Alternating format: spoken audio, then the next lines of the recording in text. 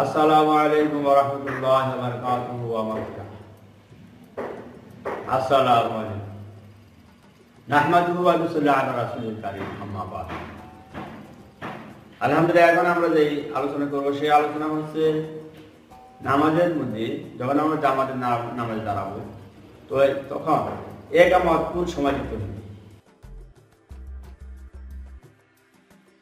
তো আবু দাউদ শরীফের মধ্যে নুমান ইবনে বশীর রাদিয়াল্লাহু তাআলা আনহু হতে বর্ণিত,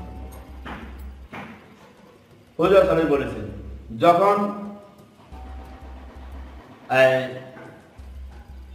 আবু দাউদ শরীফের মধ্যে নুমান ইবনে বশীর রাদিয়াল্লাহু আনহুকে বর্ণিত, তিনি বলেন, যখন আমরা নামাজের জন্য দাঁড়াইতাম তখন হুজুর সাল্লাল্লাহু আলাইহি সাল্লাম আমাদের সফ সোজা করে দিতেন।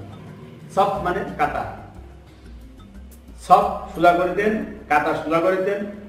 যখন আমরা ঠিক হয়ে যাইতাম তখন হুজুর সাল্লাল্লাহু আলাইহি সাল্লাম ইকামতের জন্য হুকুম করে।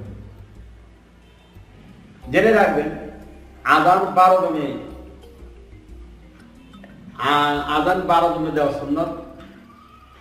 ফজরের আযানে হয়তো দুইটার লব্ধ বেশি হবে, আসসালাতু খায়রুম মিনান নাওম ওখানে 14টা লব্ধ হবে, এবং ইকামত 7 দমে দেওয়া সুন্নাত। আযান 12 দমে, ইকামত 7 দমে, এবং যার আযান তার ইকামত কমপক্ষে তার অনুমতি লাগবে। যেমন হুজুর সাল্লাল্লাহু আলাইহি সাল্লাম জামাতে দাঁড়াইতেছেন, এত বছরে বেলাল রাদিয়াল্লাহু আনহু ইকামত দিতেছেন। তখন হুজুর সাল্লাল্লাহু আলাইহি সাল্লাম বললেন, আযান দিয়েছিল অন্য সাহাবী। হুজুর সাল্লাল্লাহু আলাইহি সাল্লাম বললেন, বেলাল আযান দিয়েছে কে? তো অমুকে আযান দিয়েছে। তো যে হুজুর সাল্লাল্লাহু আলাইহি সাল্লাম তাকে বেলালকে বারণ করলেন যে যার আযান তার ইকামত। এবং ইকামতের মধ্যে সমস্ত জায়গায় সমস্ত লব্ধের মধ্যে বলবে কদ কামাতিস সালাহ, এই সময়তে আকামাহাল্লাহু ওয়া আকামাহা, এই শব্দটা বলতে হবে। তো ইনশাআল্লাহ ইকামত বিষয়ে আমরা জানতে পারলাম। আমাদের আলোচনা এখানে শেষ।